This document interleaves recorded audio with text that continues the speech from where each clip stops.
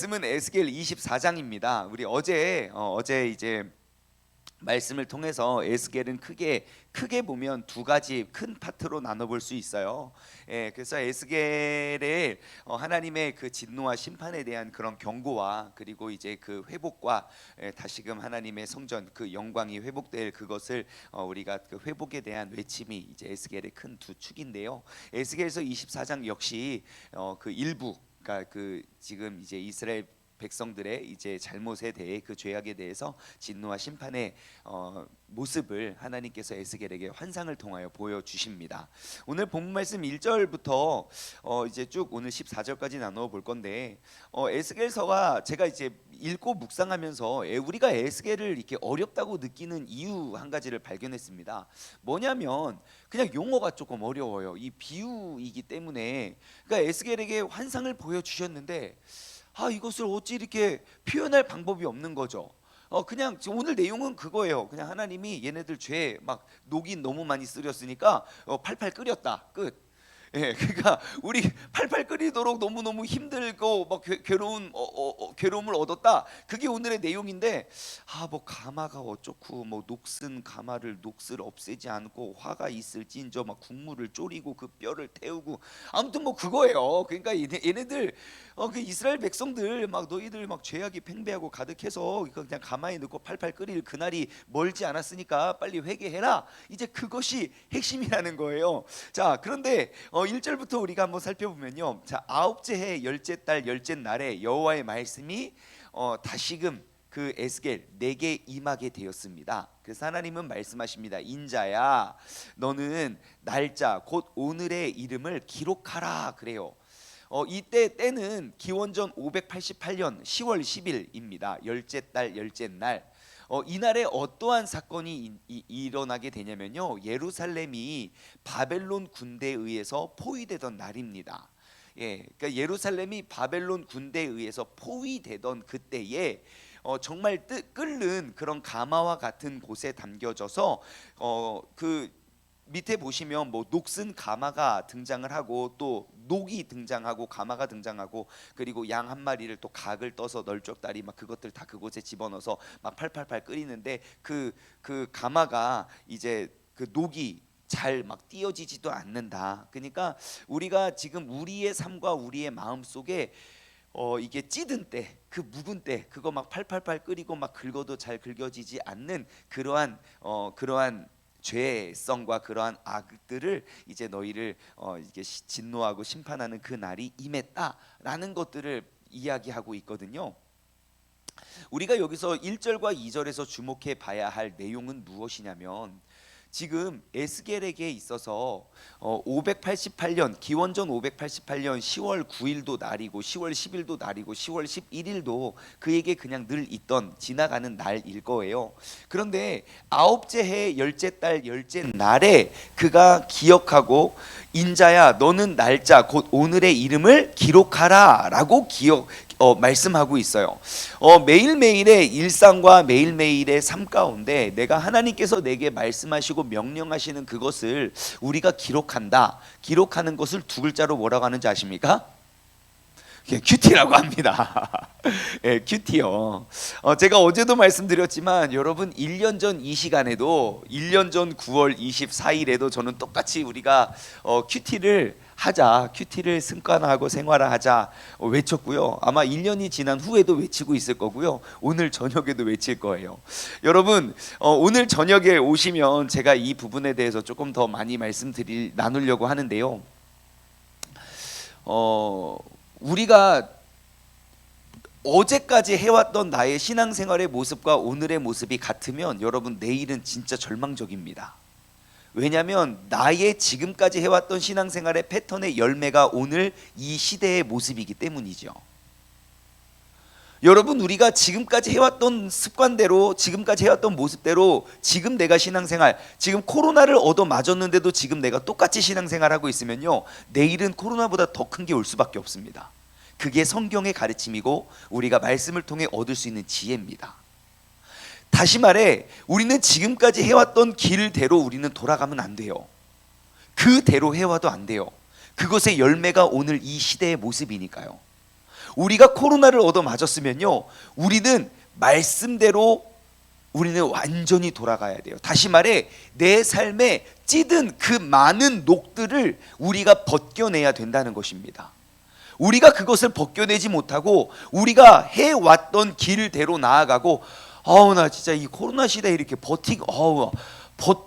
버텨내서 다행이야. 안 다행입니다. 우리가 버텨냈다면 그에 따른 열매가 맺혀져야 되고, 그에 맞는 우리가 합당한 그러한 사명을 가지고 우리는 나아가야 됩니다.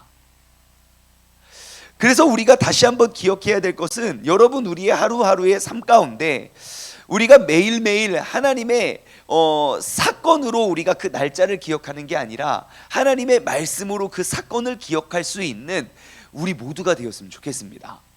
여러분, 우리가 매일매일 큐티를 하는 이유, 그 이유 가운데 하나는 바로 그것이에요. 우리가 그냥 매일매일 그냥 월화수목금토일 매주가 똑같거든요. 똑같은 패턴 속에 우리가 매주를 살아가는데, 오늘도 금요일이네, 오늘 또 이렇고 또 누구를 만나고, 매일매일 똑같은 것 같아 보여도 여러분, 우리의 인생은 정말 단 하루도 같은 날이 없습니다. 오늘 내가 누구를 만나고 어떠한 일들이 벌어지게 될지, 내가 지금까지 해왔던 그 기도의 기간은 길어도 응답의 순간은 잠깐이라니까요. 여러분, 제가 머리를 기르는 날들은 길어도 자르는 건 한순간이라니까요. 예, 제가 이렇게 사진을 찍고 싶더라고요. 바로 그건 거예요. 언제 어떠한 일이 벌어지게 될지 몰라요. 그러니 우리는 매일매일의 삶 가운데 하나님의 말씀을 기록하는 삶을, 그러한 습관을 들이는 건 참 중요합니다. 왜냐하면 내가 기록하지 않으면 남겨진 것 없이 지나가지만, 내가 매일매일 기록하면 그 기록함 속에 그 사건이 해석이 되거든요. 그래서 우리가 그 큐티 운동을 한 2년 전, 3년 전부터 우리가 큐티 운동을 막 일으켰을 때부터 지금까지 매일 가는 그 신방 가운데 하나님의 말씀, 그날 우리 공동체에 주는 그 큐티 말씀을 가지고 우리가 신방을 가요. 그런데 갈 때마다 얼마나 큰 은혜가 있는지 모릅니다. 그냥 준비한 몇 가지의 말씀을 가지고 가서 예배 드리는 것이 아니라 그날 나에게 허락하여 주시는 그 말씀 속에서 오늘의 예배를, 혹은 오늘의 사건을 내가 해석해 보는 거죠. 오늘 나의 이러한 마음과 이러한 상태 속에 하나님은 나에게 무엇을 말씀하셨고, 내가 이 말씀을 통하여 무엇을 결단하며 나아가야 되는지. 여러분, 매일매일 인자야, 너는 날짜 곧 오늘의 이름을 기록하라. 매일매일 나에게 허락하여 주시는 그 주님의 말씀을 우리가 기억해서 정말 사건으로 날짜를, 정말 그날 그 사건이 몇 날 며칠에 있었지가 아니라, 내가 그 사건이 있었을 때 하나님이 나에게 이러한 말씀을 주셨지. 사건으로 날짜를 기억하는 것이 아니라 말씀으로 그 사건을 기억할 수 있는 우리 모두가 되었으면 좋겠습니다. 오늘 하루를 살아갈 때에도 여러분 삶에 어떠한 일들이, 어떠한 여정이, 어떠한 사건들이 발생하게 될지 몰라요. 하지만 맞아, 2021년 9월 24일 나에게 그 일이 있었지, 그 사건과 날짜를 기억하는 게 아니라 그 일이 있었을 때 주님께서 나에게 이 말씀을 하셨지, 그 말씀을 기록하고 기억할 수 있는 우리 모두가 되기를 주님의 이름으로 간절히 소망합니다. 자, 아무튼 이렇게 기록을 해라 라고 하면서 기록한 내용은 그것입니다. 지금 너희들은, 이스라엘 백성들은 녹이 쓴 가마와 같다는 거예요. 그 가마는 그 밑에 도움말에 보시면요, 그 음식을 삶거나 끓이는데 사용하는 큰 솥 가마이고, 여기서는 예루살렘을 가리킨대요. 그러니까 팔팔 끓는 그 가마가 예루살렘이고, 녹은 무엇입니까? 녹, 그 밑에 부식과 같은 화학 작용으로 금속의 표면에 생긴 산화물. 지금 여기서 말하는 녹은 죄입니다. 그래서 많은 녹이 그 가마에 쓰여 있대요. 그래서 그 녹을 내가 소멸하기 위해서 그 뜨거운 불 위에서 팔팔팔 끓이지만, 그 안에 담겨져 있던 그 죄가 가득한 그 양을 각을 떠서 그 안에 하는데요, 그 양의 모습이 어떻게 되느냐, 5절 말씀 맨 밑에 보면요, 너희는 아무튼 그 뼈를 담고 그 뼈를 위하여 가마에 나무를 쌓아 넣고 잘 삶되 어떻게 된대요? 가마 속에 뼈가 무르도록 삶을지어다. 그것이 무르도록 삶고요. 그리고 6절 말씀 보면 피 흘린 성읍 녹슨 가마 그 속에 녹슬 없이 하지 아니한 가마와 같다. 예, 그러면서 10절 말씀 보면요, 나무를 많이 넣고 불을 피워서 그 고기를 삶아 녹이고 국물을 졸이고 그 뼈를 태우고. 그러니까 지금 이스라엘 백성에게 장차 임하게 될 그 환란의 모습이 어떠한지 아시겠죠? 펄펄 끓는 그 가마 속에 완전 막 다 고와지고 뼈가 부스러지고 녹이고 졸이고 그 뼈가 타는 그러한 고통과 심판이 눈앞에 있다는 거예요. 이유와 목적이 무엇입니까? 그들이 그냥 너희 한번 죽어봐라가 아니에요. 목적은 무엇입니까? 그로 말미암아 그 가마 속에 찌든 그 죄악과 그 때를 벗겨내기 위함이 목적이라는 거예요. 여러분, 우리가 요리하다 보면 그렇죠. 불을 올려놓고 정말 잠깐 한눈판 사이에 시커먼 재가 되어서 우리 눈앞에 이렇게 펼쳐지는 광경들이 가끔씩 있잖아요. 그거 어떻게 처리하십니까? 그거 아무리 쇠수세미로 빡빡빡 밀어도 그거 잘 되지 않습니다. 어떻게 합니까? 다시 끓입니다. 그 뜨거운 불판, 그 고기 불판 있잖아요. 그거 시커멓게 막 그 고기 탄 재들이 가득한 거, 그거 고깃집 가면 어떻게 합니까? 다시 불을 피우고요, 막 뜨거워진 그 불 위에 물을 착 붓고 그 다음 싹싹싹싹 긁어내면요 또 깨끗한 것처럼 깨끗해진단 말입니다. 여러분, 칼도 그래요. 대장장이가 칼을 어떻게 합니까? 휘어진 굽은 칼을 펴기 위해서는 어떻게 합니까? 후드려 팹니다. 그냥 후드려 패면 휘어진 거 그냥 그대로 있어요. 그냥 펴지지 않아요. 그거를 다시 달궈요. 뜨겁게 달근 다음에 시뻘겋게 올라오면 그걸 후드려 팹니다. 후드려 패요. 근데 너무 휘어진 거는 어떻게 후드려 패도 안 되는 건 어떻게 합니까? 녹여버려요.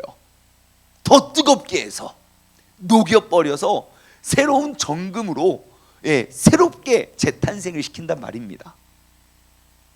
여러분, 우리가 무엇인가 죄가 내 안에 딱 들어오잖아요. 그러면 그 죄를 해결할 수 있는 두 가지의 방법이 있습니다. 두 가지의 방법 중 여러분, 지혜롭고 현명한 방법을 택하시기 바래요. 내 안에 죄가 심겼을 때 그 죄를 해결할 수 있는 두 가지 방법. 첫 번째, 회개하는 것이 있고요. 두 번째, 심판이 있습니다. 목적은 같고 결과는 같아요. 결국 우리가 하나님 앞에 정금과 같이 정말 내가 나를 두드려서 내가 그 쓰임에 합당한 그런 칼로 내가 나아가는 방법이 있고, 두 번째는 나의 의지가 안 되면 주님께서 친히 이 가마 속에 나를 이렇게 끓여주세요. 그러면 우리는 팔팔 끓는 가마 속에 정금과 같이 우리가 나오는 방법이 있습니다. 여러분, 우리가 기억하셔야 될 거는 왜 이 이스라엘 백성들은 녹슨 가마가 되었냐는 겁니다. 왜 녹슨 가마가 됐을까요? 녹은 한순간에 들지 않아요. 정말 멋지고 예쁜 건물에 비 한 번 내렸다고 해서 녹슬지 않아요.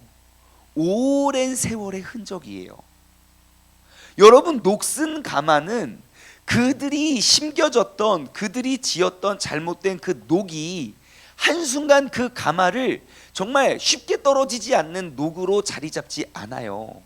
오랜 세월과 오랜 반복과 오랜 습관 속에 그 녹이 그 안에 굳어지게 된다는 것이지요. 여러분, 우리 안에 죄악이 딱 심겨지잖아요. 그러면 그거 그냥 빨리 씻어내면 그냥 깨끗해집니다. 하지만 그것이 더러운지도 모르고 뭐 어때? 안일하게 생각하고 야, 이거 놔둬도 괜찮아. 왜 남들 다 그러는데 뭐, 이렇게 타협하고 우리가 그러한 세월들이 길어지면요, 그 녹을 벗겨내려 할지라도 쉽게 벗겨지지가 않아요. 그러니 내가 녹이 쓴지도 모르고 내가 녹이 쓴 게 왜 잘못됐냐고 오히려 반발을 하는 그러한 상황까지 우리가 임하게 되지요. 여러분, 우리의 죄는, 내가 짓는 그 죄는요, 녹과 같습니다. 그래서 우리는 이 죄에 대해서는 반드시 우리는 경계해야 돼요. 왜냐? 이것을 놔두면 그 죄성은 죄성을 가만히 놔두면 이것은 절대 가만히 있지 않기 때문이에요. 그 죄 자체에는 엄청난 생명력이 있기 때문에 그 죄가 너무너무 많은 수많은 죄악들을 만들어내기 때문입니다. 여러분, 오늘 이 아침에 꼭 기억하셔야 할 하나의 문장이 있다면, 여러분, 죄에 대해서 절대로 관대하지 마십시오. 죄에 대해서 절대로 관대하지 말자. 시작. 한 번 더 시작. 여러분, 죄에 대해서 이것이 죄인 줄 안다면 여러분, 죄에게 틈을 주지 마십시오. 왜냐하면 그 하나의 틈이 나의 삶을 잡아먹는 건 시간 문제입니다. 좋은 예를 드려볼까요? 여러분, 하나님께서 직접 하나님의 말씀으로 하나님이 직접 창조하신 그 에덴의 동산을 파괴한 건 단 하나의 죄입니다. 하나님처럼 되고자 하는 욕심에 의한 선악과를 따먹었어요. 그 과일 하나, 먹지 말라는 과일 하나 먹은 게 뭐 그리 큰 죄입니까? 창세기 3장의 선악과 따먹어요. 창세기 4장의 형이 동생을 죽여버립니다. 그 죽임 속에 그 담겨져 있는 그러한 많은 죄성을 한번 보십시오. 시기하고요, 원망하고요, 하나님이 그를 찾아갔을 때 반항하고요, 사람을 죽여놓고도 천연덕스럽게 내가 동생 지키는 자입니까? 야, 네 동생의 피가 땅에서부터 나에게 호소하고 있다. 그래도 못 깨달아요. 여러분, 마귀가 심어놓은 건 단 하나의 죄예요. 그리고 창세기 6장 보십시오. 사람이 생각하는 모든 것들이 악함을 보시고 하나님이 그 모든 인류를 쓸어버리십니다. 창세기 5장에는 족보가 나와요. 쭉쭉쭉 세월별로, 세대별로 하나님이 많은 생육하고 번성하고 땅에 충만하고 정복하고 다스리라 하는 그러한 축복의 말씀에 의해서 정말 수십억 명의 사람이 이 땅 가운데 가득해지지만, 여러분, 그가 생각하는 모든 것들이 악해져요. 여러분, 마귀가 인간에게 심어놓은 건 단 하나의 죄입니다. 죄에게는 그러한 힘이 있어요. 엄청난 생명력이 있기 때문에 우리는 이것이 녹이라는 걸 안다면, 여러분, 내 몸에, 나의 삶에 그 녹이 하나 묻었다면 그것을 빨리 떼어낼 수 있는 것이 지혜입니다. 그러면 우리가 어떻게 그럼 그 녹을 해결할 수 있을까요? 방법은 단 두 가지. 하나님은 항상 우리를 정결하고 하나님께서 사용하시기에 가장 합당한 도구로 사용하길 원하신다는 거예요. 그럼 우리가 그 영광의 목적을 이루는 사람으로서 우리는 반드시 그 녹을 제거해야 돼요. 하나님은 제거하길 원하실 거예요. 하나님이 택한 백성이라면 너가 스스로 제거하든 아니면 내가 친히 제거해 주든, 그래서 하나님이 나버려 두시는 거예요. 어제 저희 아들이 큐티를 하면서 질문을 그걸 했어요. 어제였나요? 아무튼 어제 그저께였던 것 같네요. 오홀라와 오홀리바의 죄를 왜 하나님은 내버려 두셨냐? 왜 하나님은 오홀라와 오홀리바의 그 음행을 내버려 두셨을까? 네, 질문. 너 왜 그런 거 같냐? 제가 물어봤어요. 하나님은 내버려 두세요. 왜요? 우리가 스스로 돌이키기를 기다리고 계시는 거예요.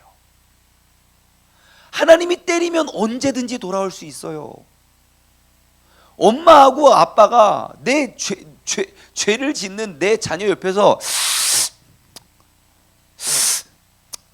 야! 이거 계속하면 얘 죄 안 져요. 하지만 그렇게 담아두고 쌓아놨던 그 죄성이 부모의 시선으로부터 멀어지면 갈 때까지 갑니다. 스스로 이겨내지 못하면, 스스로 이것이 죄악됨을 깨닫지 못하고 스스로 돌아서지 못하면, 여러분, 그 시선으로부터 멀어지면 반항해요. 그래서 주님께서 내버려 두시는 거예요. 왜? 그것이 녹인 줄 스스로 깨닫고 돌아오라고요. 그래서 우리가 이 녹을 떼어내는 두 가지 방법, 첫 번째 회개, 두 번째 심판. 자, 첫 번째, 그럼 우리가 어떻게 회개해야 될까요? 여러분, 회개 이렇게 하시면 참 좋을 것 같아요. 우리가요, 그 회개하여 내가 이렇게 돌아올 수 있는 방법은, 정말 좋은 방법은요, 여러분 뜻을 정하고 결단하는 것입니다. 뜻을 정하고 결단하십시오. 내가 이 녹을 떼어버리기 위한 무엇인가의 뜻을 정해보십시오. 결단하십시오. 내가 두 번 다시 이것을 하지 않겠다 다짐하고 약속하고요, 그 다짐하고 약속을 기록하고 그것을 한번 나눠보십시오. 가장 나누기 힘든 사람과 한번 꼭 나눠보십시오. 그러면 나의 나눔의 고백 속에 엄청난 힘이 있다는 걸 여러분 아실 수 있습니다. 그래서 약속이 중요한 거예요. 나 혼자의 다짐보다 짝꿍과 함께하는 약속. 짝꿍과 함께 나눠보세요. 나 오늘부터 저 오늘 이거 안 하기로 했어요. 오늘 결단했어요. 내가 스스로 녹을 한번 떼어보려고요. 예, 한번 짝꿍과 한번 나눠보시오. 왜 갑자기 나한테 이런 말을 하세요? 아, 저 위해서 기도해 주시라고요. 이러면서 한번 나눠보세요. 그럼 나의 결단 속에 여러분 항상 인생의 삶의 뜻은 내가 정하지만 내가 정해놓은 그 뜻이 내 삶을 이끌어냅니다. 뜻을 정하십시오. 뜻을 정하실 때 또 한 가지 팁을 드리면, 저도 얼마나 수많은 뜻을 정해봤겠습니까? 그런데요, 여러분 뜻을 정하실 때 저는 옛날에 그렇게 생각했어요. 작심 3일이라. 그럼 3일에 한 번씩 작심하면 되겠네. 3일마다 작심하자. 예, 맞아요. 단기 작심도 필요하지만 여러분 장기 작심도 필요합니다. 뜻을 정하실 때요, 여러분 그냥 단기간에 내가 뚝딱 이뤄낼 수 있는 뭐 한 주간의 약속, 3일간의 약속, 오늘 하루의 약속, 예, 그거 너무 좋지만 장기적인 약속도 꼭 정해 보십시오. 큰 프로젝트, 1년 동안 내가 이루어낼 일, 3년 동안 내가 이루어낼 일, 5년 후에 내가 결국 쟁취할 일. 여러분 뜻을 한번 장기와 단기와 같이 정해 보십시오. 그러면 우리는 끊임없이 큰 장기 계획 속에 오늘 하루를 우리가 만들어가고 쌓아갈 수 있게 되는 줄 믿습니다. 그래서 여러분 우리의 결단과 우리의 뜻을 정함으로 여러분 회개의 모습을 그렇게 나아가셔야 됩니다. 정말 더 많은 작정들이 있었으면 좋겠어요. 내가 정말 이 새벽 제단을 내가 빠지지 않으리, 아니면 내가 짝꿍을 위해 매일 한번 기도해 보리, 내가 정말 이 나라 이 민족을 위해서 내가 이렇게 나아가리, 혹은 내 가정을 위해서, 내 자녀를 위해서, 혹은 내 죄악을 위해서. 여러분 항상 어둠과 씨름하면 절대 우리는 어둠을 못 이깁니다. 빛과 씨름해야 어둠은 자연적으로 물러서요. 예, 어떠한 친구가 또 어제도 막 너무 힘들어서 연락이 왔어요. 예, 밤 12시, 그저께 밤 12시 반에 목사님 주무세요? 야, 안 자니까 전화 받지. 내가 죽을 것 같아서 생각나는 사람이 목사님이어서 전화했어요. 내 친구 다 전화했는데 그 시간에 아무도 안 받더래요. 근데 전화 받는 한 사람이 있어서 그러니 내가 어떻게 하나님이 안 계신다는 것을 내가 말하겠니요. 그래도 지금 내 전화를 받아준 사람 목사님 뿐인데요. 막 그러면서 한참 이야기를 했어요. 예. 그래서 제가 이야기했죠. 야, 내가 목사님이어서 정답 같은 이야기해서 미안한데 뜻을 정하라고. 우리 빛과 싸워야 이겨야 된다고. 우울함을 이길 수 있는 방법은 감사밖에 없다. 너 감사 20가지씩 매일매일 적어서 나한테 카톡 보내. 후루룩 보내서 50가지로 할 걸 그랬나? 예, 너무너무 금방 적더라고요. 아무튼 여러분 뜻을 정하십시오. 예, 장기적인, 단기적인. 두 번째는 심판이 있습니다. 여러분 우리의 반성의 기미가 보이지 않으면 여러분 하나님께서 우리를 내어 치십니다. 왜요? 사랑하기 때문이에요. 내 자식이 아니면 분노가 일어나지 않습니다.